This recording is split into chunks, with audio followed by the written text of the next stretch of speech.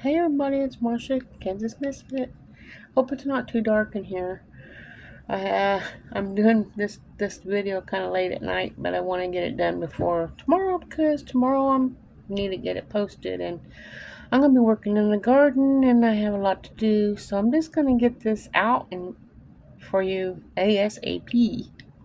And today, I just want to talk to you about those who are trying to get a boyfriend or try to get married, someone who wants to have a relationship, and the do's and don'ts and things that you should know to have a, a good relationship. And I, there's little things that I can say, but I just want to touch on that. So let's see how this goes.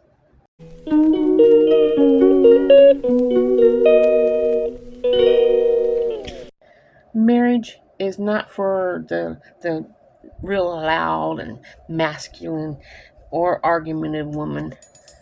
It's just not. Let's stop talking and stop lying to each other. Men aren't looking to get married to just negotiate. They marry because they want peace, and they marry because they want to lead. They want to be in control. And no man is going to be with a woman who talks like a drill sergeant or even roars like a politician and fights like she's a competition with him. Don't fight with your man. If you're gonna yell and scream and be at the top of the lungs where everybody in the whole block can hear you, or even the store if you're at the store or whatever, and you're the loudest person in there in the atmosphere, a man don't want to be around someone like that. If he's a good man, he's coming home after paying bills and working hard with the other people and having a hard time with his boss and the broken world. It's not like he's coming home, opening the door, and coming into the house and having another war with you. We need to be kind to our husbands and boyfriends, whichever one you have. He don't want to come home to no silence. He wants to have a little bit of silence and a little peace and no shouting. He just wants some calm atmosphere to be able to relax after a long day's hard work. It seems like the modern day woman nowadays thinks that the volume equals value, and it don't. The truth is, men are not drawn to lots of noise. If you're wanting to act like a man, he don't want to be around you. Argumentative woman seems to be like she's in a debate. She's listening to what's being said but not being heard. She's listening to what's being said but not being heard. She listens to reply, not to understand. Every case seems to end up like a courtroom cross-examination. A man can't build a legacy with a woman who always has to try to have the last word. Because when you're trying to lead, she's trying to win.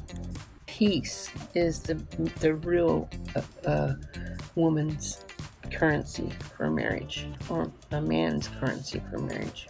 Works both ways. Not beauty, not the body, not the background. You're looking for peace. If talking to you is like walking through a minefield, he'll stop sharing with you. If connecting to you is like sirens going off, submission is not silence. Strength under control. Real women don't have to shout to be heard. You don't have to dominate to be respected. You don't have to argue to be wise.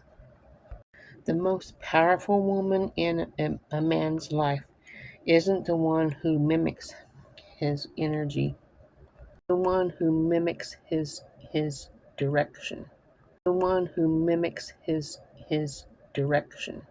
Okay, let's get going with this. The final thing I want to say is you can love masculine and argumentatively. But just know you won't be married for very long if you do. Not to be a leader and not to be a builder, not to a man with a vision. You will only attract men who fear conflict, that they lack the backbone and call submission oppression.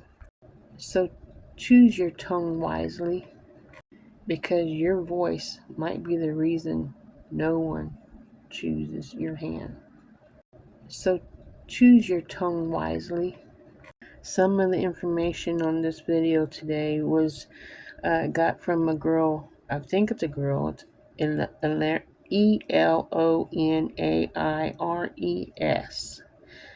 from Magnus Media. Just wanted to put that in there so I don't get a copyright for using some of her or his information. But thank you for watching, and think about these things so you can keep your relationship strong, healthy, peaceful, and wise. Remember, God's in charge, and you should put Him in front of your spouse.